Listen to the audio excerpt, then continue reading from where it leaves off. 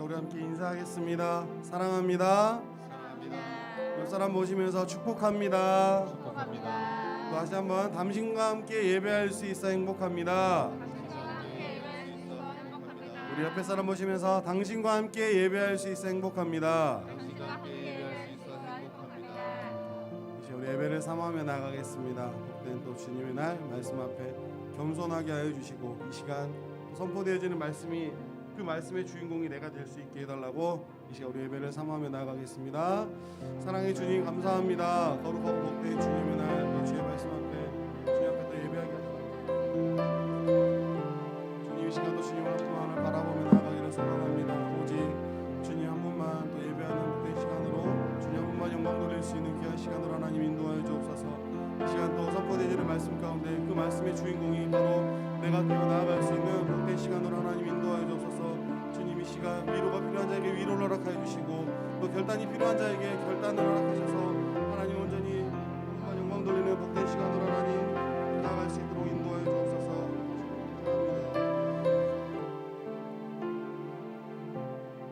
사랑의 주님 감사합니다. 귀한 시간 주님을 예배합니다. 주님을 찬양합니다. 주님 홀로 영광 받아 주옵소서. 살아계신 예수 그리스도 이름으로 기도합니다. 아멘. 이 시간 힘차게 박수치며 찬양하겠습니다.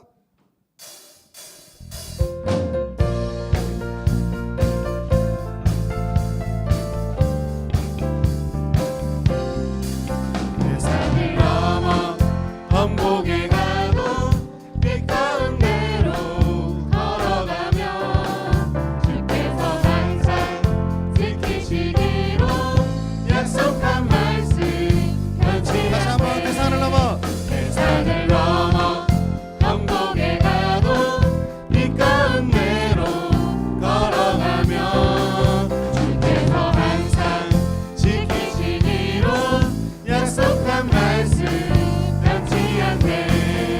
하늘의 영광 하늘의 영광 나의 맘속에 차고도 넘쳐 할렐루야를 힘차게 불러 영원히 주를 다시 한번 고백합니다. 대산을 넘어 세상을 넘어 범곡에 가도 빛 가운데로 걸어가며 주께서 항상 지키시기로 약속한 말씀 변치 않네.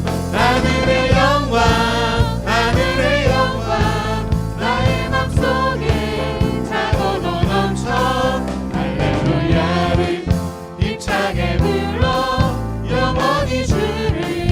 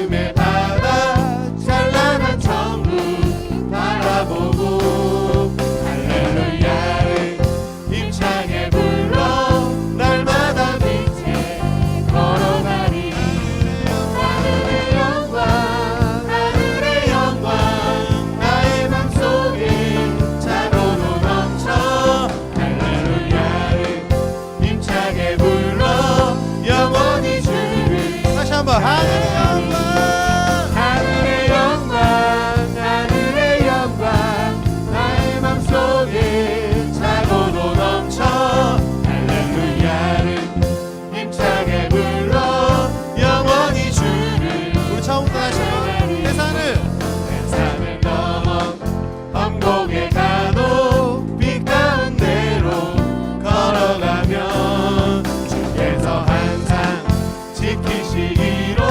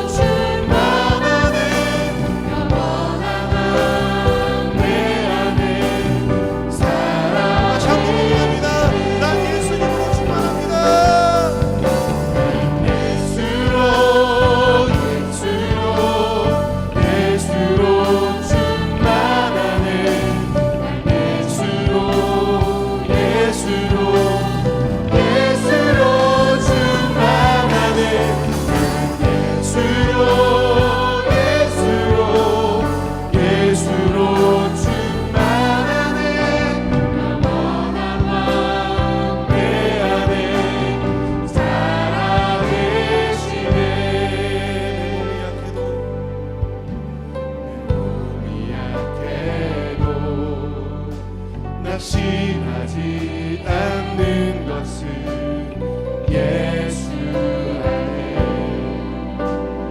완전함이라는 화려한 세상 부럽지 않은 것은 난 예수로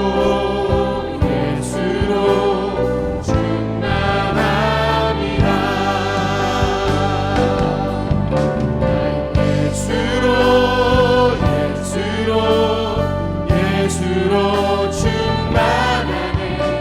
세상 모든 것들도 두렵지 않네. 난 예수로 충만하네. 영원한 내 안에 사랑해.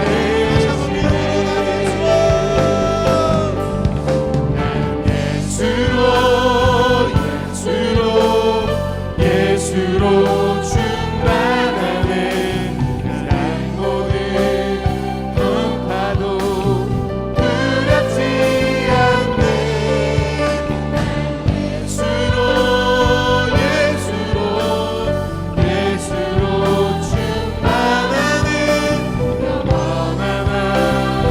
내 안에 사랑해.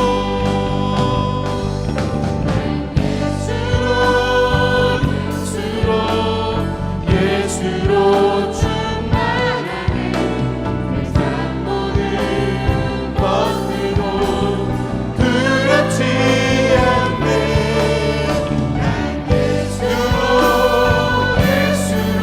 난 예수로 충만하네. 영원한 내 안에 살아계시네. 난 예수로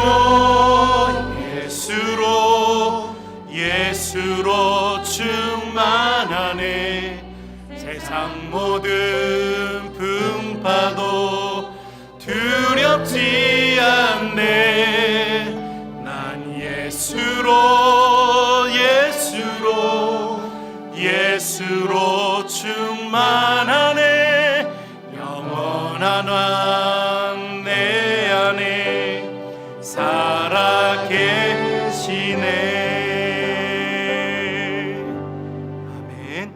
우리 다 함께 자리에 일어나서 창조의 아버지 함께 고백하심으로 우리 하나님 앞에 예배드리겠습니다. 창조의 아버지 그 섭리 보이사 택하신 세대 일으키어 이 땅을 고치소서.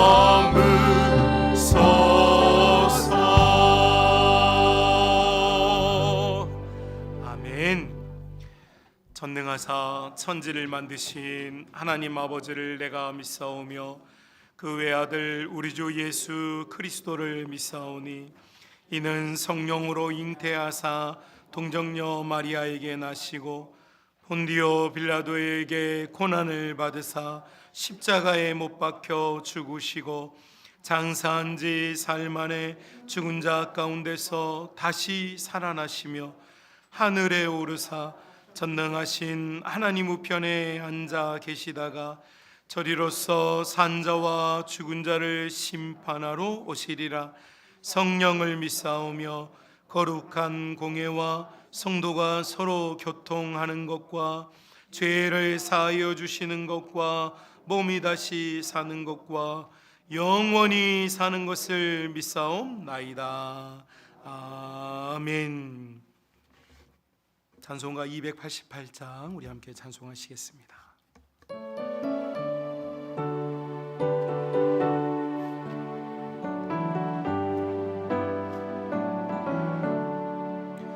예수를 나의 구주 삼고 성령과 피로써 거듭나니 세상에서 내 영혼이 하늘의 영광 누리도다. 이것이 나의 간증이요 이것이 나의 찬송일세. 나 사는 동안 끊임없이 구주를 찬송하리로다. 온전히 주께 맡긴 내 영 사랑의 음성을 듣는 중에 천사들 왕래하는 것과 하늘의 영광 보리로다. 이것이 나의 간증이요 이것이 나의 찬송일세. 나 사는 난 끊임없이 구주를 찬송하리로다. 주 안에 기쁨 누림으로 마음의 풍랑이 잔잔하니 세상 나는 간 곳 없고 구속한 주만 보이도다. 아멘. 이것이 나의 간증이요 이것이 나의 찬송일세. 나 동안 끊임없이 구주를 찬송하리로다.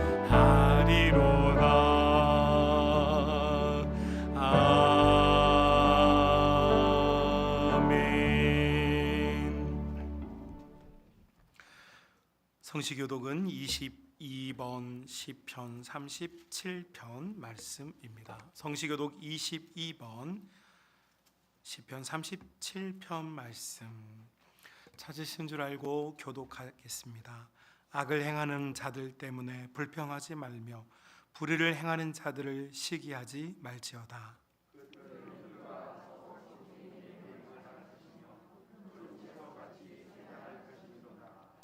여호와를 의뢰하고 선을 행하라. 땅에 머무는 동안 그의 성실을 먹을거리로 삼을지어다.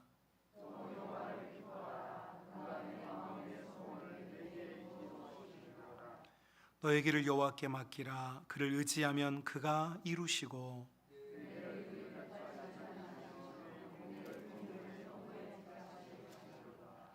여호와 앞에 잠잠하고 참고 기다리라.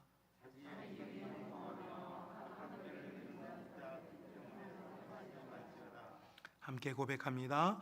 분을 그치고 노를 버리며 불평하지 말라. 오히려 악을 만들 뿐이라. 아멘.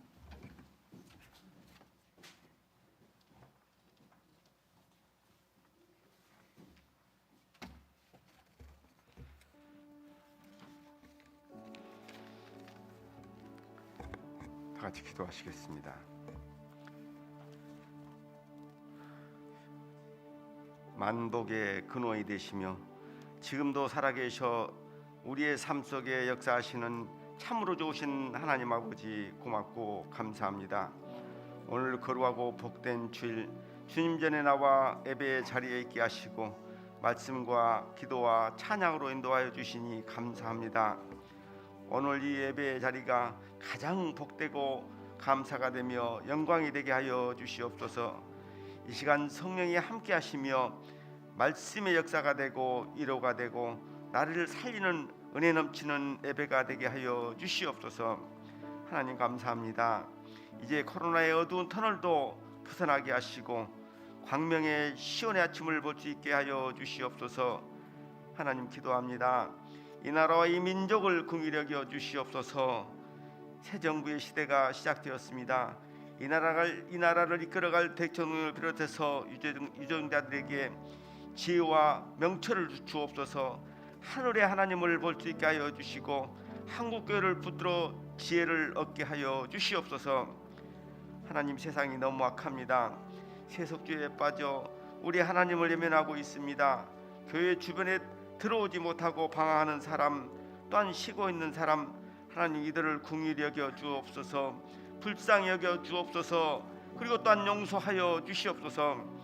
문 밖에서 들어오기를 애타게 기다리는 우리 하나님을 볼 수 있게 하여 주시옵소서. 마음들이 열려지게 하여 주시옵소서. 다시 주님 품에 들어와 안겨지게 하여 주시옵소서.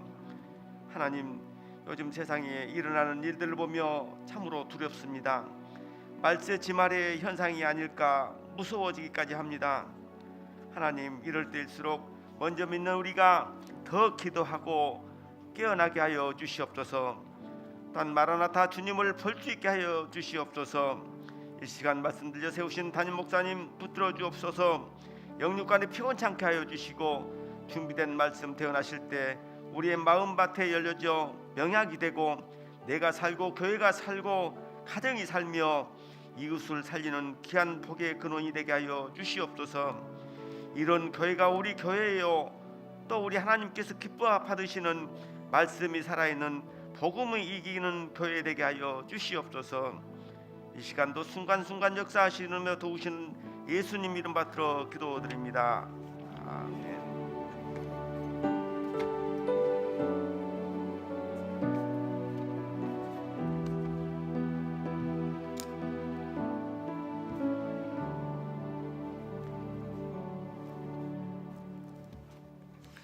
하나님의 말씀 느헤미야서 5장 1절부터 13절 말씀입니다.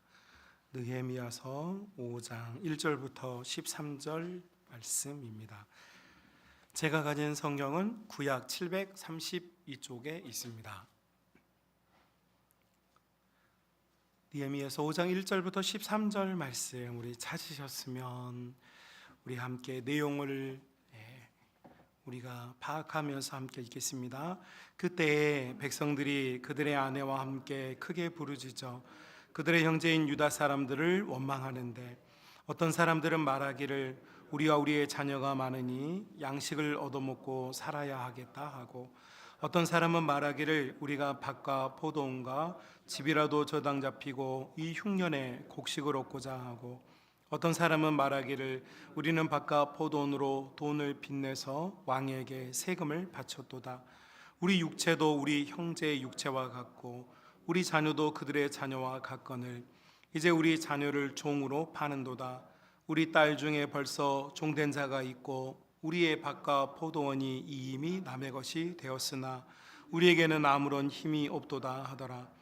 내가 백성의 부르짖음과 이런 말을 듣고 크게 노하였으나 깊이 생각하고 귀족들과 민장들을 꾸짖어 그들에게 이르기를 너희가 각기 형제들에게 높은 이자를 취하는도다. 그들을 쳐서 그들에게 이르기를 우리는 이방인의 손에 팔린 우리 형제 유다 사람들을 우리의 힘으로 다하여 도로 찾았거늘 너희는 너희 형제를 팔고자 하느냐 더구나 우리의 손에 팔리게 하겠느냐 하매 그들이 잠잠하여 말이 없기로 내가 또 이르기를 너희의 소행이 좋지 못하도다 우리의 대적 이방 사람의 비방을 생각하고 우리 하나님을 경외하는 가운데 행할 것이 아니냐 나와 내 형제와 종자들도 역시 돈과 양식을 백성에게 구워 주었거니와 우리가 그 이자 받기를 그치자 그런즉 너희는 그들에게 오늘이라도 그들의 밭과 포도원과 감람원과 집이며 너희가 구워준 돈이나 양식이나 새 포도주나 기름의 100분의 1을 돌려보내라 하였더니 그들이 말하기를 우리가 당신의 말씀대로 행하여 돌려보내고 그들에게서 아무것도 요구하지 아니하리이다 하기로 내가 제사장들을 불러 그들에게 그 말대로 행하겠다 맹세하게 하고 내가 옷자락을 털며 이르기를 이 말대로 행하지 아니하는 자는 모두 하나님이 또한 이와 같이 그 직과 산업에서 털어 버리실지니 그는 곧 이렇게 털어서 빈손이 될지로다 하매 백성이 다 아멘하고 여호와를 찬송하고 백성들이 그 말한 대로 행하였느니라. 아멘. 교회 앞에 광고 드리겠습니다. 우리 비전홀 식당으로 겸하여 사용하고 있는 비전홀은 비전마을 예배실로 활용 중에 있습니다. 예배 전 30분 전부터는 주방 출입과 식당 출입을 자제를 부탁을 드립니다. 그래서 우리 비전마을 아이들이 자기 예배실로 여겨서 그곳에서 대화도 하고 또 예배 준비도 할 수 있게 여러분이 좀 협력해 주시면 감사하겠습니다. 우리 정교인 야유회 6월 6일 현충일이에요. 6월 6일이 월요일인데 정교인 야유회 가려고 해요. 장소는 장성에 있는 평림댐이고 교회에서 9시에 오시면 전세 버스로 이동을 하고 그곳에서 예배 드리고 하루 종일 즐거운 시간을 보내려고요. 우리 교회 정교인 야유회 진짜 재밌는데 그죠? 저만 재밌었습니다. 너무 재밌더라고요. 저는 아이들하고 막 그 잔디밭에서 뛰어놀고 성도들과 같이 줄다리기 하고 게임하고 너무 재밌어요. 6월 6일이니까 가능하시다면 시간 모두 다 내어주시고 바쁘신 일이 있으시더라도 스케줄을 조정하셔서 함께 가셨으면 좋겠습니다. 우리 교회에서는 매월 첫째 주에 기도 소식지를 발간하고 있어요. 우리 공동체가 함께 기도했으면 좋겠다는 기도 제목들을 발간하고 있으니까 여러분이 기도가 잘 안 되시고 기도를 해야 하는데 기도가 뭘 해야 될지 모르신 분들은 교회 로비에 항상 비치가 되어 있으니까 가져가셔서 총 6면으로 구성되어 있는데 그거 한번 읽으면 아무리 빨리 읽어도 30분, 천천히 읽으면 1시간 걸립니다. 그 시간 동안 기도할 수 있어요. 여러분 기도 소식지를 통해서 여러분의 기도의 파워가 강력해질 수 있기를 주님의 이름으로 축복합니다. 압천동 에너지밸리 우리 꿈의 농장이 있는 에너지밸리 아파트 단지 입주가 시작이 됐어요. 제1풍경채 오네트가 입주가 되기 시작했는데 건강한 교회를 찾는 성도들과 전도 대상자들이 우리와 만날 수 있도록 여러분이 기도를 많이 해주시기를 바랍니다. 오늘 점심 식사 섬김은 3구역입니다. 진심으로 감사를 드립니다. 지난주에 2구역이었는데 우리 지난 설교 시간에 설교 듣고 가가지고 정지은 집사님이 60명이 넘는 분들이 너무 맛있다고 칭찬을 해주셔가지고 진짜 행복했대요. 우리 교회에서 그렇게 칭찬받은 거 처음이래요. 가지고 제가 너무 기뻤어요. 우리 성방 가족들은 정말 강대상에서 나오는 말을 한 올도 소홀히 여기지 않는구나. 그래서 되게 감동을 받았어요. 그래서 감사하고 오늘 또 3구역 식구들이 또 준비했으니까 맛있게 먹고 칭찬 격려 많이 해주시길 바랍니다. 6월 봉사는 교회 청소 봉사는 12구역입니다. 이번 주 토요일부터 아마 섬겨야 될 줄로 알고 있습니다. 미리 감사드립니다. 드려진 예물을 위하여 기도드리고 하나님 말씀 함께 나누겠습니다. 하나님 아버지 고맙고 감사합니다. 복된 주일 은혜의 주일 주셔서 감사합니다. 하나님 앞에 나와 예배할 수 있고 예물 드릴 수 있는 기회를 주셔서 감사합니다. 아버지 하나님, 우리 성만가족들 한 주간 동안 땀 흘리고 수고한 예물을 주께서 드리오니 주께서 받아주시고 우리 믿음의 가족들이 힘을 얻어 이 땅의 삶을 살 수 있도록 역사하여 주옵소서. 막힌 것이 있다면 풀리게 하여 주옵시며, 슬픈 것이 있다면 변화되어 기쁨이 있게 하여 주옵시며, 낙심된 것이 있다면 변화되어 기쁨의 노래를 부를 수 있도록 우리 하나님 역사하여 주옵소서. 아버지 하나님, 생명의 말씀 이제 우리가 나누어 먹기를 원합니다. 충만히 먹고 마심으로 한 주간 동안 이 말씀으로 힘없게 인도하여 주옵시며, 모든 믿는 자들의 심령이 주님의 말씀으로 뜨거워질 수 있도록 역사하여 주옵소서. 감사 찬송을 주께 드리오며 우리를 구원하신 예수님의 이름으로 기도드리옵나이다. 아멘. 자, 우리 옆 사람과 인사 나누겠습니다. 사랑합니다.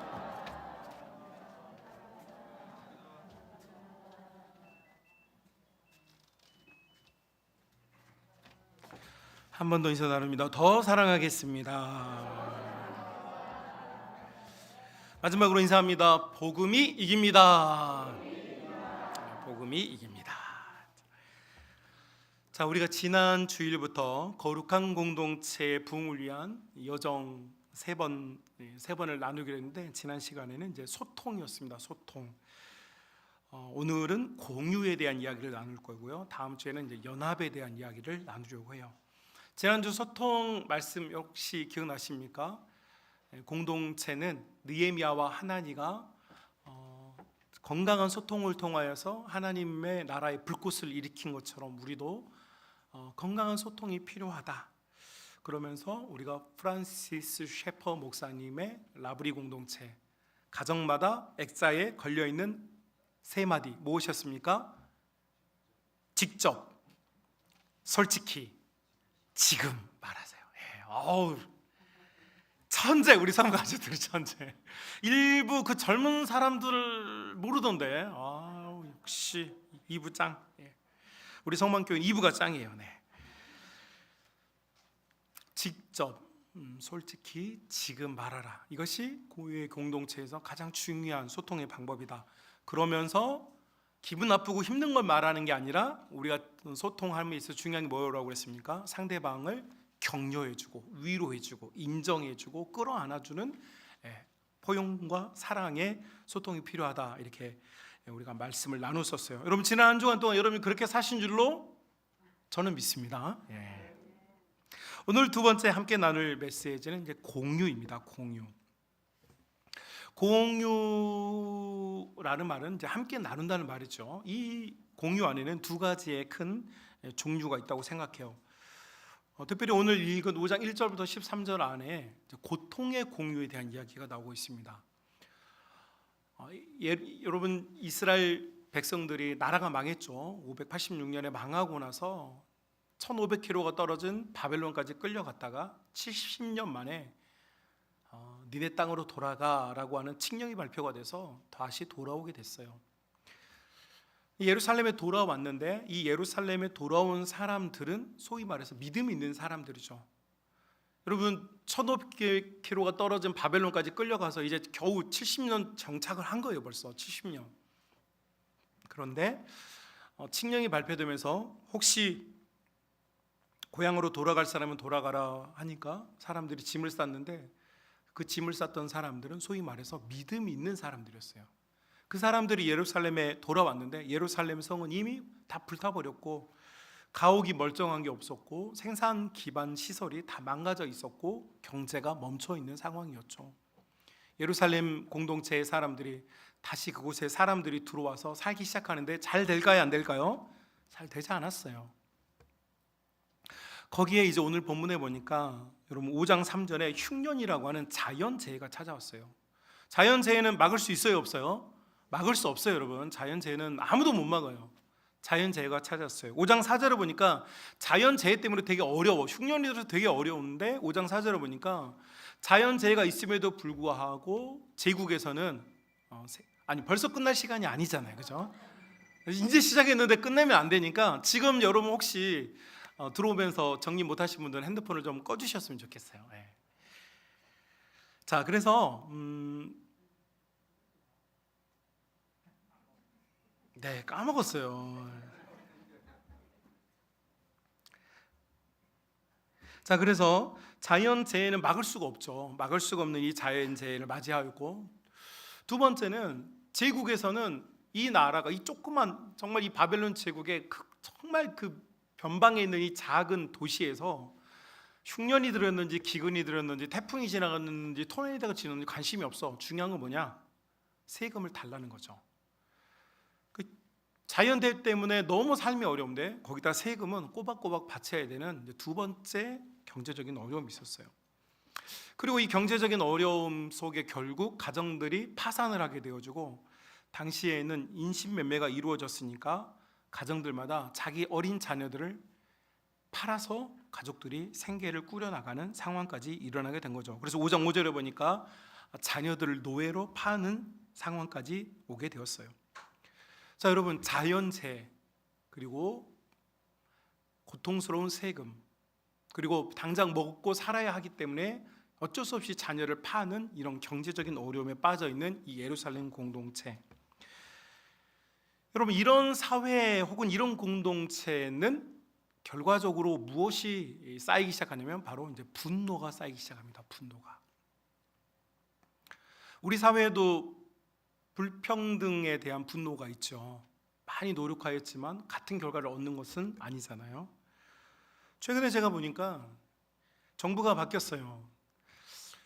파란색을 찍던 이 호남 사람들이 빨간색이 지금 이렇게 정부가 들어서니까 요새 뭐 하는 말이 TV를 뉴스를 안 본다 뭐 이런 얘기를 그냥 왕왕하게 하시더라고요. 뭐 꼴이 보기 싫다는 둥, 듣기도 싫다는 둥. 그럼 반대로 생각해 보세요. 지난 5년 동안 저 빨간 쪽 사람들은 똑같았겠죠. 여러분, 우리가 하나님을 믿는다고 하면서도 우리는 하나님 안에 이 정부, 여러분 이 나라 남의 나라입니까? 우리 나라잖아요, 그죠? 그 정부가 역량을 잘 발휘해서 국민을 잘 이끌고 부국 강국에 우리 민족을 이끌어갈 수 있는 정부가 되어지길 염원하고 기도하고 지지해줘야 되는데, 우리는 도대체 우리의 마음에 무슨 마음이 있는지 몰라도 분노만 남은 거예요. 그래서 분노하는 마음을 갖고 동서가 갈라져서 영남과 호남이 싸우고 있어요. 파란색과 빨간색이 싸우고 있어요. 놀랍게도 우리나라 태극기에는 빨간색과 파란색이 같이 있는 나라인데, 그런데도 우리는 새로운 정부의 희망을 가지고 지지해주고 기대해주는 것이 아니라 무조건 나쁘다는 거예요. 여러분, 그 사람들이, 그 정부의 사람들이 여러분 파란 정부의 사람들은 잘못한 게 없습니까? 그렇지 않아요. 사람은 다 똑같아요.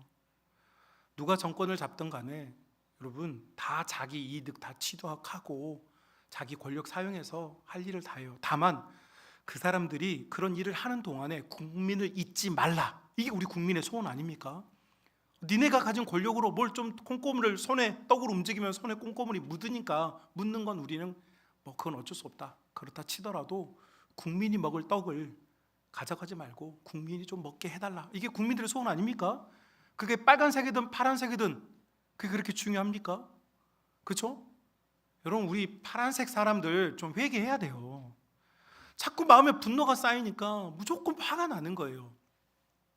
예루살렘 공동체 사람들이 경제적으로 어렵고 자연재해로 어렵고 상황이 어렵고 구조가 어려워지니까 마음에 막 분노가 일어나요.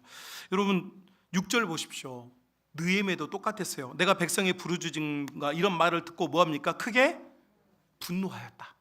느헤미야도 총독이잖아요. 근데 마음에 분노가 일어나는 거예요. 왜 분노가 일어나냐? 자연재해 때문에 사람들이 지금 어려워졌어요. 막대한 세금을 내느라고 다 지쳤어요. 그런데 그 와중에 여러분 소위 가진 자들이 없는 사람들을 착취하고 없는 사람들의 아이들을 빼앗아서 그들의 노예로 삼는 이 과정을 보면서 느헤미야가 분노해요. 불공정하다, 불평등하다, 잘못됐다, 분노했어요. 자, 그러면 분노하면 어떻게 됩니까? 분노는 쌓이면 반드시 폭발하게 되어 있습니다. 자, 이것이 우리의 일반적인 모습이죠. 제가 저희 가정 이야기하면 집에 가서 항상 혼나는데, 제가 이거를 예로 들어야 여러분이 가장 이해할 수 있을 것 같아서 오늘 제가 혼날 각오를 하고 예를 들겠습니다. 저희가 이사를 가서 이제 출근을 하잖아요. 아침에 같이 와요. 주일날 아침에 같이 왔어요. 그런데 저희 부부와 2호, 3호는 약속한 시간에 다 내려옵니다. 다 내려서 차에 타고 있어요. 그런데 항상 1호가 문제예요. 1호가. 지금 출발해서 저는 먼저 그래도 성도들보다 먼저 가서 교회에서 기다리고 성도들을 맞이하고 제가 먼저 준비가 돼 있어야 되는데 이 1호가 이 애타는 아빠의 마음, 엄마의 마음은 관심이 없어요. 일단 가지고 1호가 뭐 하느냐? 눈썹 그리고 있는 거예요. 눈썹 이렇게 눈썹 그리고 있어요. 왜? 교회 사람들은 예쁘게 보여야 되니까 눈썹 그리고 있는 거예요.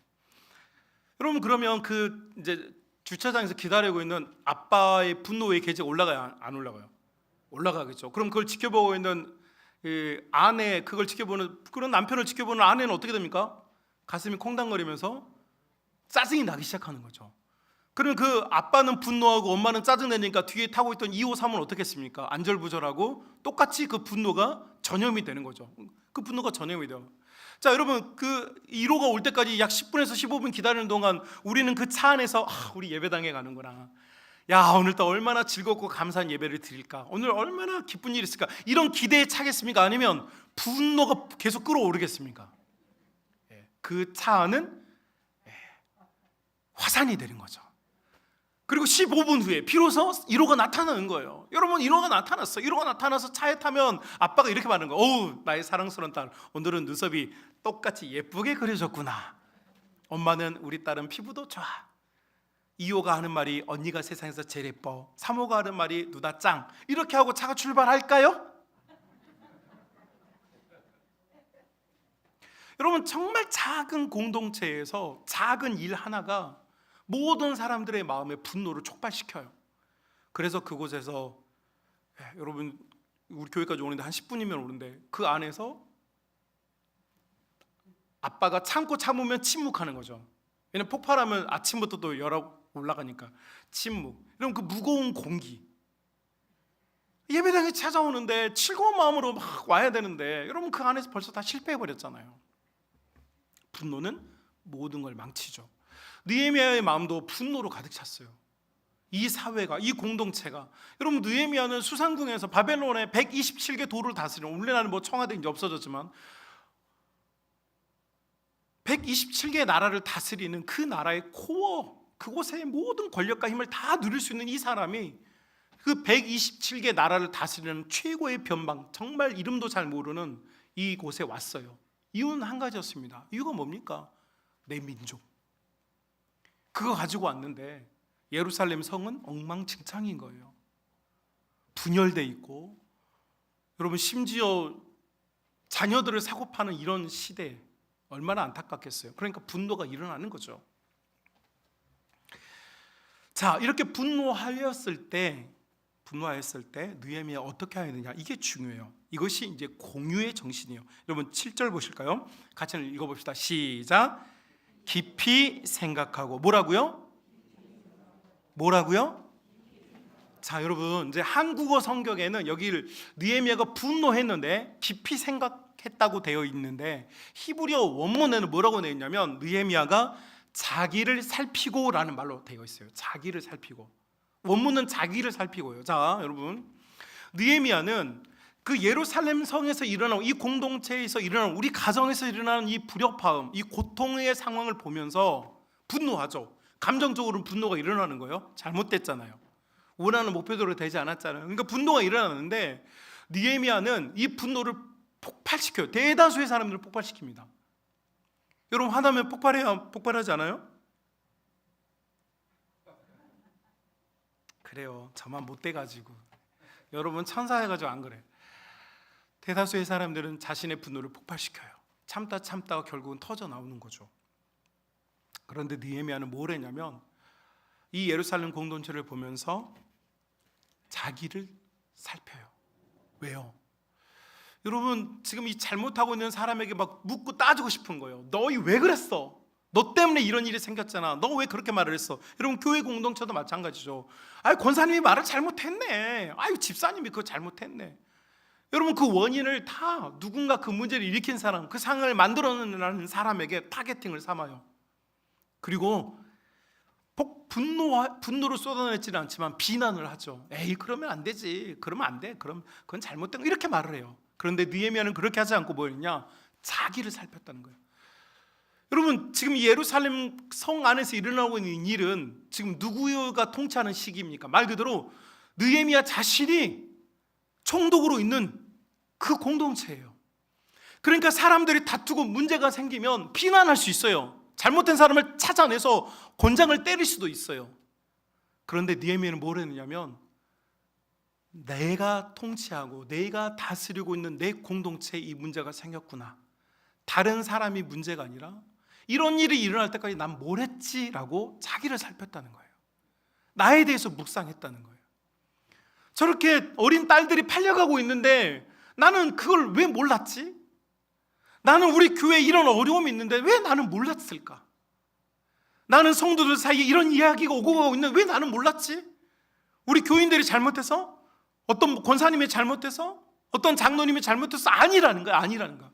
느헤미야가 하나님 앞에 깨달은 게 뭐냐면, 그 사람이 잘못이 아니다. 그 사람이 물론 잘못이 없다는 게 아니에요. 그런데 느헤미야는 내가 문제다. 내가 총독으로서 이 사람들을 바르게 이끌어주지 못했고, 내가 총독으로서 이 사람들의 가난을 해결해주지 못했고, 내가 총독으로서 이 사람들이 당하고 있는 이 괴로움을 내가 막아주지 못했다. 이것이 느헤미야의 감정이 있어요. 그래서 5장 7절에 나는 나를 돌아보았다. 사랑하는 우리 믿음의 가족 여러분, 우리가 무언가를 공유하려고 할 때, 특히 고통을 공유하려고 할 때 가장 중요한 것은요, 우리는 모두 다 다른 사람에게서 그 잘못의 원인을 찾아내려고요. 저 사람이 그렇게 말했으니까, 저 사람이 그렇게 행동했으니까. 아니에요. 여러분, 배우자 사이에도 마찬가지입니다. 가정에서도요, 내 남편이, 내 아내가, 여러분, 부부싸움하는 가정 들여다보면요, 남편들이 집에 와가지고 보면 집이 엉망이에요. 그러니까 늘 목소리를 높여가지고 얘들을 도대체 어떻게 가르쳤냐고 목소리가 높아져요. 그러면 아내들은 하는 말이, 당신은 돈만 벌어왔지 얘들을 언제 책 한 번 읽어줬냐고 화를 내요. 그러니까 항상 남 탓이죠. 아이들은 다투고 있는 부모님을 보면서 공포에 떨고 속상해하고, 그러면서 또 엄마 탓, 아빠 탓을 하는 거예요. 여러분, 이것이 우리가 사는 삶의 공동체에서 나타나는 현상이죠. 자, 그런데 문제는 뭐냐면, 이건 하나님께서 원하는 모습이 아니라는 거죠. 그럼 하나님께서 원하는 모습은 무엇일까? 여러분, 느헤미야가 이렇게 자기를 살핀 후에 했던 여러분 행적이 있어요. 여러분, 이 7절 볼까요? 깊이 생각하고 뭐합니까? 귀족들과 민장들을 꾸짖어. 자, 한국 번역이 약간 좀 애매하게 되어 있는데요, 꾸짖었다, 책망했다 이렇게 되어 있는데, 히브리어 원문은요, 귀족들과 민장들을 설득했다라고 되어 있어요. 설득했다. 자, 느헤미야를 번역한 우리 초창기에 100년 전에 우리 믿음의 선배들은 이걸 약간 통쾌하게 본 거예요. 느헤미야가 잘못된 사람들 데려다가 책망한 걸로, 이런 식으로 글을 번역해 놓았어요. 그런데 히브리어 원문은 그렇게 되어 있지 않고, 느헤미야는 자기 자신을 살핀 이후에 이 문제를 해결하기 위해서 뭐 했느냐? 그 예루살렘 성에도 지도자가 있습니다, 여러분. 느헤미야가 총독이라고 마음대로 다 되는 게 아니에요, 여러분. 결국 이 공동체를 이끌고 있는 지도자를 어떻게 하느냐? 설득하는 거죠. 여러분, 분노하는 사람은 책망합니다. 분노하는 사람은 책망이에요. 너 탓, 너 잘못이래요. 그런데요, 자기를 살피는 사람은 책망하지 않고요, 설득합니다. 우리가 같이 살아야 되지 않을까? 우리가 살아내야 되지 않을까? 여러분, 이것이 느헤미야가 했던 방식이에요. 자, 그래서 여러분, 재밌는 게 9절 보실까요?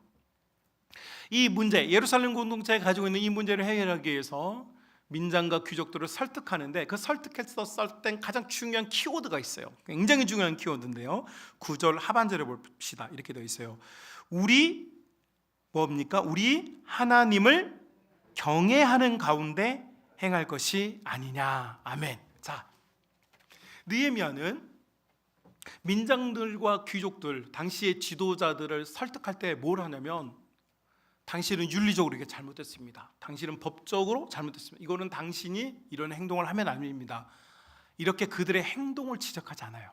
여러분, 우리는 사람들의 행동을 지적해요. 특히 어른들은 자녀들의 행동을 지적해요. 그렇죠? 지금 대낮이에요. 천국 가면 안 돼요. 지금 대낮이에요. 지금 여러분, 우리의 행동을 지적해요. 그렇게 하면 안 된다고 말해요. 그런데 느헤미야가 했던 방식은 뭐냐면 행동이 아니라 모티브였어요. 뭐를 말하느냐, 결과적으로 우리가 우리 서로의 것을 탐내고 서로가 지금 괴롭고 힘든데 나만 살면 된다는 생각으로 남의 것을 가져왔던 이유가 뭐냐면 우리의 마음에 하나님의 법이 없었기 때문에. 하나님은 서로 나누어 먹고 구워주고 배불리고 혼자 잘 사는 게 아니라 같이 먹게 하든지 같이 굶는 것이 하나님 나라의 힘이에요. 그래서 여러분, 하나님을 경외하는 가운데 행할 것이 아니라, 이거 조금 더 쉽게 번역해 보면 하나님을 믿는 믿음으로 우리가 살아야 될 것이 아니냐, 이렇게 말을 하는 거죠. 자, 그래서 귀족들과 민장들에게 느헤미야는 말하는 거예요. 여러분, 당신들이 지금 매우 잘못된 행동을 하고 있습니다. 당신들은 지금 큰일 날 짓을 하고 있습니다. 이렇게 말하는 게 아니라, 여러분, 우리가 하나님을 믿는 사람인데 하나님을 믿는 믿음으로 우리가 살아야 되지 않겠습니까? 이렇게 말하는 거죠. 그때 비로소 민장들과 귀족들이 뭘 하느냐, 자기들의 재산들의 일부를 내어놓는 거죠. 공동체가 회복되어지고 치유되는 거예요. 그래서 5장 12절 보십시오. 이 사람들, 지도자들이 대답합니다. 우리가 당신의 말씀대로 행하여 돌려보내고 그들에게서 아무것도 요구하지 않겠습니다. 흉년을 맞이하였고 세금으로 고통받고 있고 딸을 팔고 있는 이런 상황에 더 이상 우리가 착취하거나 그들의 것을 빼앗지 않고 오히려 그들에게 기름을 보내고 빵을 보내서 그들이 당장 죽지 않게 하겠습니다라고 이 사람들이 자발적으로 나서고 있는 것입니다. 사랑 우리 믿음의 가족 여러분, 공동체에 있어서 가장 중요한 원리는 바로 공유하는 것입니다. 그것도 고통을 공유하는데, 이 고통을 어떻게 공유할 것이냐. 너 굶으니까 나도 굶어? 아니요. 너 굶으니까 나도 굶고 너 아프니까 나도 아파. 여러분, 이건 공유가 아닙니다. 우리가 이 고통을 공유하는 가장 좋은 방법은 뭐냐? 바로 하나님을 공유하는 것입니다. 함께 하나님을 믿는 것입니다. 하나님 속에 함께 머무는 것입니다. 그래서 하나님이 우리의 법의 중심이 되게, 하나님께서 우리 속에 역사하시도록 우리가 하나님을 공유하면요, 우리의 고통은 나누어지게 되어 있습니다. 어떤 사람이 매를 맞고 아픈데 내가 가서 5달을 나눠 맞는다고 그 고통을 나누는 게 아니에요. 오히려 하나님의 법을 가지고, 하나님의 사랑의 법을 가지고, 하나님 중심으로 우리가 뜨거운 믿음을 가지고 여러분, 우리가 서로를 공유하고 고통을 공유할 때 그곳에서 공동체가 치유되어지고 살아나는 역사가 나타나게 되는 줄로 믿습니다. 자, 그렇다면 고통을 공유하는 것만이 공유의 전부인가? 그렇지 않습니다. 여러분, 고통에 공유하는 것은요, 많은 기구들이나 단체들이 많이 있어요. 그들도 그걸 해요. 교회 공동체는 단순히 고통만을 공유하는 것이 아니라 모든 것을 공유하는 줄로 믿습니다. 여러분, 교회는요, 생명의 공동체는요, 우리가 가진 모든 것을 공유합니다. 특별히 우리가 가진 모든 것 중에 가장 큰 공유는 바로 비전에 대한 공유라고 할 수 있어요.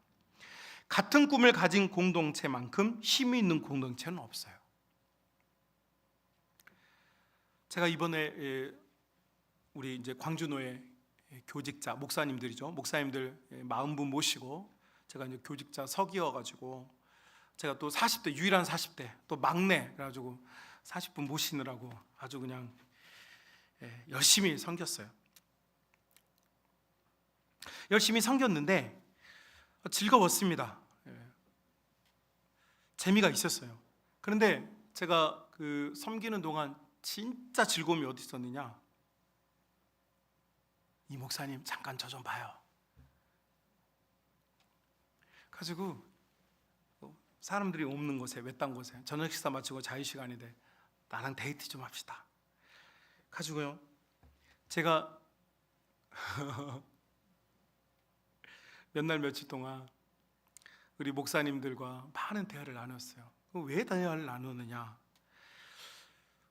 광주도의 산하에 있는 목사님들이 저희 성만교에 대한 소식을 듣고 어떻게 주일학교를 부흥시켰느냐, 어떻게 교인들을 전도했느냐, 어떻게 광주 수안지구, 선운지구, 첨단지구, 상무지구 뭐 그런 먼 데서 교인들이 오게 했느냐?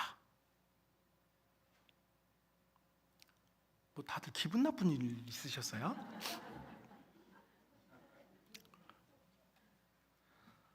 그래가지고 여기저기 끌려다니면서 계속 취조를 당하고 청문회를 했어요. 진짜 행복했습니다. 당신 왜 그러냐고, 목회자 그러면 되겠냐고, 목회 그렇게 하지 말라고, 이런 얘기 아니고, 제가 총신 96회인데 막 70몇 회, 80몇 회 되는, 진짜 우리 농담으로 그런 얘기 하거든요. 우리 기수대로 줄 서면 태평양 한가운데 서 있을, 저희 기수가 96회인데 저희 동기가 800명이에요. 한 기수당 얼마나 많아요. 근데 목사님들이 찾아서, 이 목사님 목회를 어떻게 합니까? 성만교회는 요새 어떻게 하고 있습니까? 이런 이야기를 하는데 진짜 행복하더라고요. 그래요, 여러분은 행복 안 해도 되고, 나는 행복했다고. 나는 행복했어. 나는 행복했어요. 즐거웠어요, 저는. 여러분, 안디옥 교회라고 하는 작은 교회 공동체가 있었어요. 예루살렘에서 떨어진, 예루살렘 교회는 거의 뭐 이제 10,000명에 육박한 교회죠. 근데 이 10,000명 교회에서 비교가 안 될 정도로 작은 공동체가 안디옥 교회였어요. 안디옥 교회의 시작은, 여러분, 예수님께서 십자가에 못 박히셔서 이제 골고다로 가는 와중에 예수님이 자꾸 쓰러지니까 한 사람을 대신 예수님이 십자가 지고 골고다에 오르게 했어요. 그 사람이 누구냐면 구레네 사람 시몬이라는 사람이에요. 근데 이 시몬이라는 사람이 예수님 대신 십자가를 지고 그 골고다에 올라갔고, 그곳에서 예수님을 영접해버려요. 이 사람이 예수를 믿게 되죠. 그리고 자기의 고향이었던 구레네에 와가지고 자기가 보았던 예수님에 대해서 전도를 하기 시작했어요. 그리고 그곳에 사람들이 모였어요. 이 교회가 바로 안디옥 교회예요. 그러니까 예루살렘 교회하고는 비교도 안 될 만큼 정말 보잘것없고 작은 교회예요. 서울에 있는 사랑의 교회, 충영교회, 명성교회가 온누리교회처럼 잘 알려진 교회가 아니고, 전라남도 나주시 산포면 등정덕례길 136-7번지에 있는 아무도 모르는 정말 작은 교회, 여기가 안디옥 교회였어요. 그런데 안디옥의 이방인들이 예수를 믿고 교회가 형성됐다는 말을 듣고 예루살렘 교회에서, 서울에서 목회자를 한 명 파송합니다. 그 사람의 이름이 바나바예요. 바나바가 이 안디옥에 와서 보니까 성도들의 가슴이 뜨거워요. 그래서 하나님 말씀을 가르쳤어요. 가르쳤을 때 무슨 일이 일어나요? 첫 번째 기적이라는데, 그 첫 번째 기적은 뭐냐면 바로 용서하는 것이었어요. 여러분, 바나바는 당시에 사울이라는 사람이, 여러분, 초대교회 예루살렘 교회의 지도자 중에 한 사람이었던 스데반을 돌로 쳐서 죽였어요. 이 사람이 사울이에요. 여러분이 알고 있는 바울이죠. 그런데 다메섹에 가다가 예수님을 만났고, 이 사람이 예수님을 만난 사실에 대해서 사람들이 다 별로였어요. 아무도 이 바울을 찾지 않았어요. 이 사울을 찾지 않았어요. 이때 바나바는 복음이 뭐냐? 화해와 일치다. 그래서 바나바가 이 바울을 찾아가요. 그래서 데려옵니다. 안디옥 교회로 데려와요. 데려와서 안디옥 교회에 섬기는 지도자 한 사람으로 라인업을 해요. 세워주었어요. 그리고 여러분, 화해와 일치가 일어나니까 사람들이, 주변 사람들이 이 사람들을 향하여서, 한국말로는 그리스도인이라고 번역이 되었고 원어는 크리스찬, 기독교인, 예수님을 믿는 사람들이라고 사람들이 부르기 시작했어요. 그래서 여러분, 기독교인이라는 말, 크리스찬이라는 말을 가장 먼저 들은 곳은 예루살렘 교회 아니에요. 큰 대형 교회가 아니고 안디옥에 있는 보잘것없는 변방에 있는 작은 교회였어요. 그리고 더 놀라운 것은 예루살렘 교회가요, 엄청나게 힘들어서 재정적으로 어려운 상황이라는 사실을 듣고 이 작고 보잘것없는 안디옥 교회에서요, 헌금을 모아가지고 10,000명 교회인 예루살렘 교회에다가요 구제금을 보냈어요.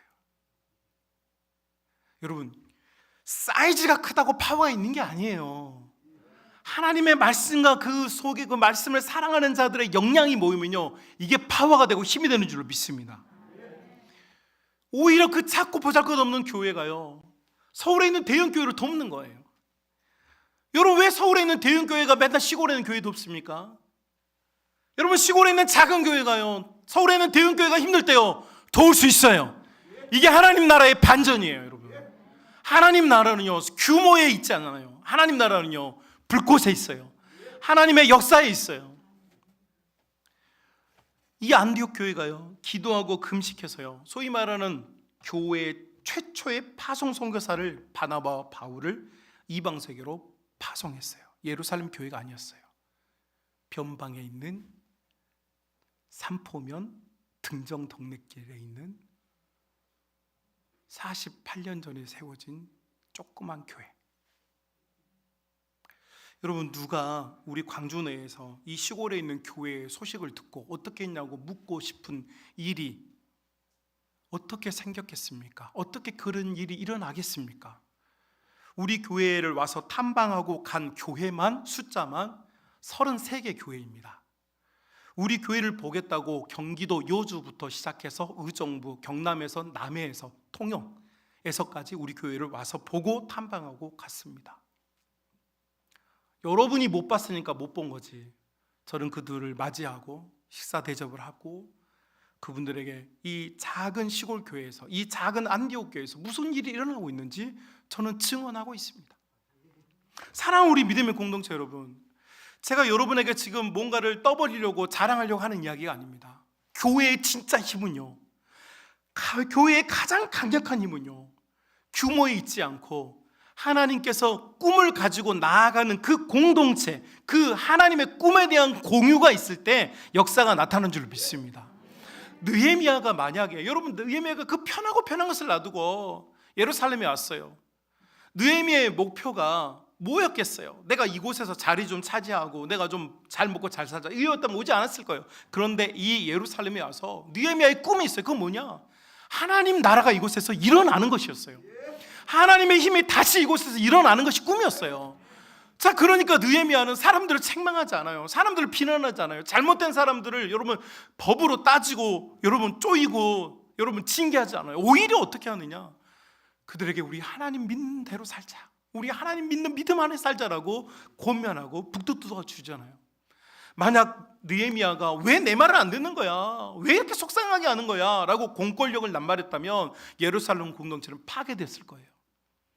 그러나 느헤미야는 자기를 살피고 하나님의 꿈에 대한 비전을 공유해요. 그래서 여러분, 느헤미야 2장에 보면 느헤미야가 이 성에 와서 한 게 뭡니까? 사람들이 다 잠들어 있을 때 혼자 자기의 종자, 자기의 호위무사 한 명만 데리고 예루살렘 성을 돌아오고 나서 그 다음날 여러분 지도자들을 모아놓고 하는 말이 뭡니까?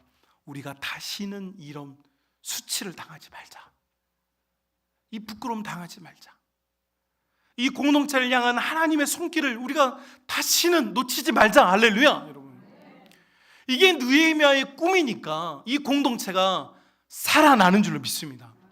저는 우리 교회, 우리 성만교회, 세상에는 잘 알려지지 않고 변방에 있고 삼포면 소재지에 어디, 우리 지금 이 덕예리에 있는 247-5번지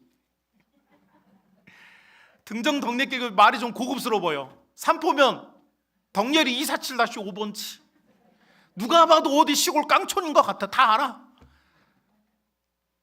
번지수로는 헤아릴 수 없는 우리 교회의 파워가 여기 있는 줄 믿습니다. 왜요? 우리가 지금 같은 꿈을 꾸고 있기 때문이에요. 하나님께서 우리를 통하여 하나님 나라를 일으키려고 하는 꿈을 우리가 꾸고 있기 때문에 여러분, 하나님의 소문이, 하나님의 역사가 우리 속에 나타나는 줄 믿습니다. 얼마나 행복합니까? 아이들의 울음소리가, 아이들의 웃음소리가, 여러분, 어린 아이들이 걸어 다니는 것이, 일부 예배 때 되면 우리 하원이가 맨날 엄마 앞에 있으니까 앞에 나와서 있어요. 세상에 얼마나 이런 아름다운 장면입니까? 세상 어떤 교회에 이런 아름다운 장면이 펼쳐집니까? 그런데 우리는 강단의 아이들이 엄마가 여기서 인도하니까 나와서 엄마의 다리를 붙잡고, 아빠가 여기 있으니까 우리 민율이가 아까 와가지고 아빠 옆에 오려고 서 있고, 여러분, 이거 진짜 세상에서 가장 아름다운 장면 아닙니까? 여러분, 하나님께서 우리 공동체를 사랑하고 있는 줄 믿습니다. 여러분, 우리가 세상에 희망을 두는 건 어리석은 것입니다. 잠시 쥐었어도 손가락 사이에 모래알처럼 다 빠져나가 버릴 것이 이 세상의 것입니다. 그러나 하나님의 나라, 하나님의 불꽃들, 하나님의 꽃들이 피어나고 불꽃이 빛을 나타내고 하나님의 영광이 우리 속에, 그 꿈이 우리 속에 있다면 여러분, 그 놀라운 일들이 우리를 통하여서 느헤미야가 예루살렘 공동체를 고치고 다시 힘 있는 공동체로 만들었던 것처럼 우리도 그렇게 될 줄로 믿습니다. 여러분, 우리 아이들에게 묻잖아요. 여러분 자녀들에게 묻잖아요. 넌 꿈이 뭐야? 묻잖아요. 그죠? 묻잖아요. 지나가는 애들 보면 너 뭐야? 너 뭐 될 거야? 물어요, 안 물어요? 왜 물어요, 여러분? 제가 1부 때 물어봤더니 뭐 답변이 여러 가지가 나왔는데 그 중에 하나가 뭐 궁금하니까 조언해 주려고 뭐 여러 가지 말이 나왔어요. 근데 여러분, 이런 생각 한번 해봅시다. 여러분, 꿈이 뭐냐고 묻는다고 하는 것은, 우리는 심심해서 묻는데, 우리는 뻘쭘해서 묻는데, 우리는 어른이어서 묻는데, 여러분의 아이들이 여러분에게 묻는 거예요. 여러분의 딸들이, 어린 아이들이 묻는 거예요. 할머니, 할아버지에게 묻는 거예요. 할아버지는 꿈이 뭐예요? 라고 물으면 여러분 뭐라고 대답하실 거예요?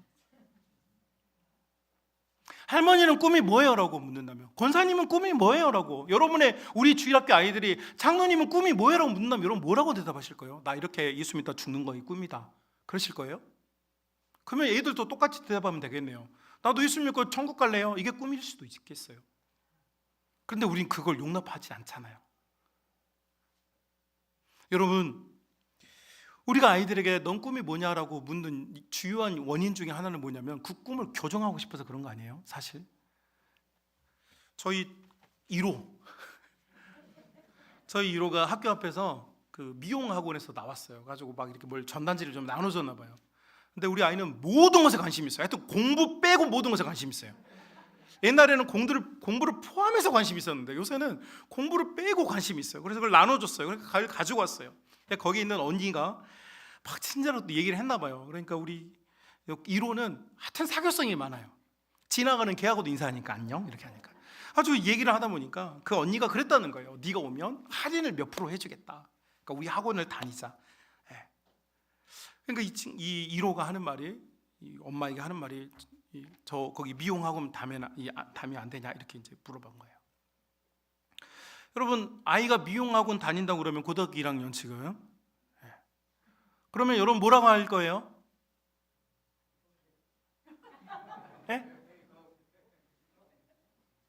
뭐라고 하실 거예요? 여러분 입안에 지금 다 대답이 있죠. 정신 차려 이 친구야. 더 가치 있는 직업이나 돈을 더 많이 받는 직업이나 사람들에게 인정받는 직업을 선택하도록 여러분 뭐 할 거예요? 교정시키려고 노력할 거 아닙니까? 그런데 우리가 해야 될 일은 그 아이의 꿈을, 여러분 아이들의 꿈은요, 하고 싶은 일은요 계속 바뀌어요. 계속 바뀌어요. 제가 인생을 살면서 제가 저희 사모를 낳았을 때, 제가 임신했을 때 항상 그 기도하거든요. 하나님, 딸 아이면 이게 됐으면 좋겠고 남자가 됐으면 무조건 목회자가 됐으면 좋겠다. 이 기도를 계속 했는데 하나님께서 마침내 사모를 아들을 주셨어요. 그러니까 말은 하지 않지만 목회자가 됐으면 좋겠다, 이런 생각을 가지고 있어요. 근데 한 번도 목사님이 되고 싶다는 얘기를 안 해요. 그러다가 우연히 지나가다 딱 한 번 얘기를 했어요. 딱 한 번, 우연히 지나가다가. 그리고 다시는 그 대답을 안 해요.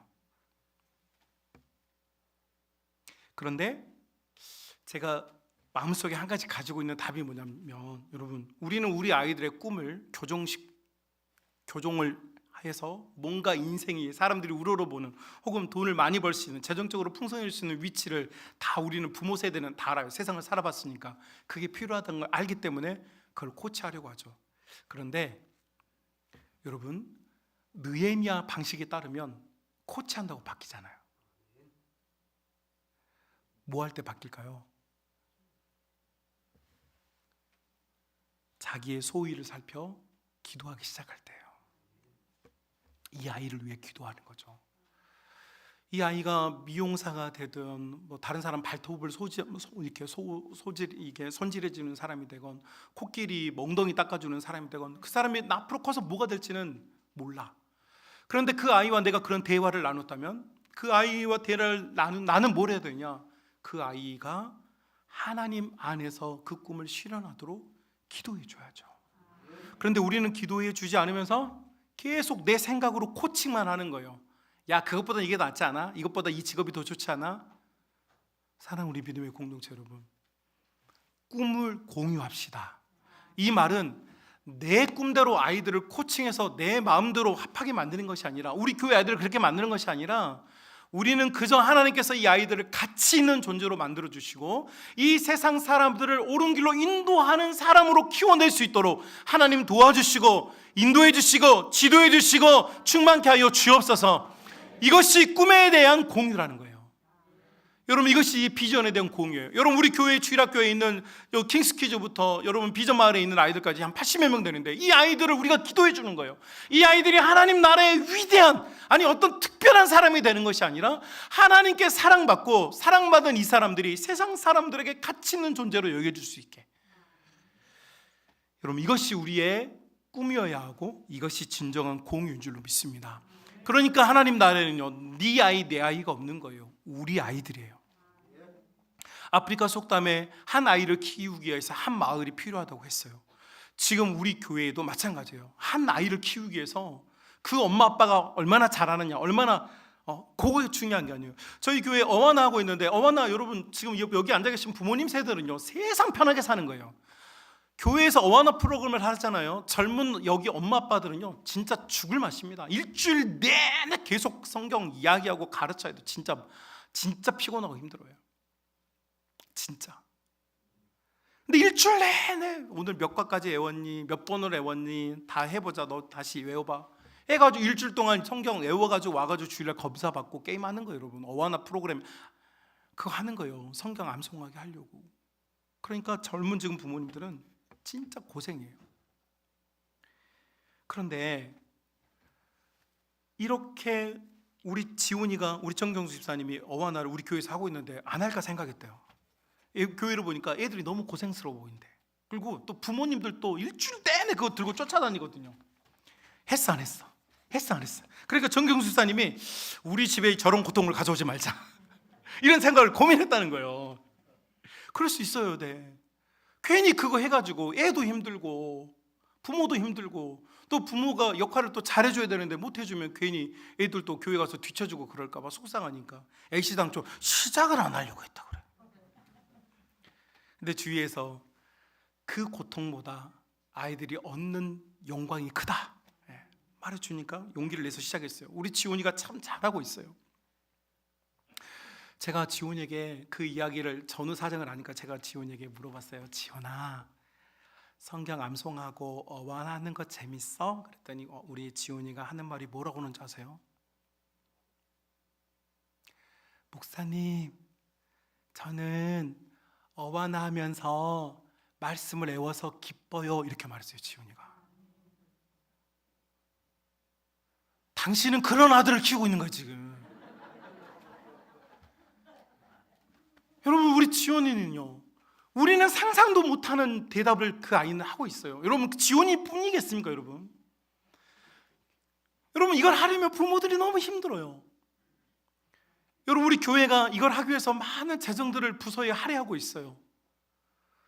이걸 하는 것은 보통 일이 아니에요. 이걸 하려고 많은 교회들이 도전했다 다 포기했어요. 그런데 선생님들이, 학부모들이 포기하지 않고 가고 있는 이유는 우리 아이들의 입술에서 하나님의 영광의 선언들이 터져나오고 있기 때문이에요. 여러분, 이것이 꿈의 공유입니다. 이것이 꿈의 공유예요. 사랑하는 우리 성만 가족 여러분, 예루살렘 공동체가 겪고 있었던 상황적인 어려움도 있고 비전이 없는 어려움도 있었어요. 그러나 느헤미야는 그 중심에 서서 자기를 살피고 사람들을 사랑으로 끌어주고 오직 믿음 안에 우리가 같이 해보자라고 하는 설득을 통하여서 그 공동체를 규합하고 꿈을 꾸고 나아가게 만들었어요. 여러분, 그 교회가, 그 안디옥 교회가 지금 여기 있는 줄로 믿습니다. 어깨를 쫙 펴십시오. 우리 성만교회 교우님들은요, 어딜 가서도 어깨 쫙 펴고 다니셔도 돼요. 여러분, 교만해지라는 이야기가 아니라 우리 성만교회가 하나님의 사랑을 받고 잘하고 있어요. 교만해지지 말고 더 그 영광으로 나아갑시다. 하나님 기뻐하시는 그 일을 더 잘 해냅시다.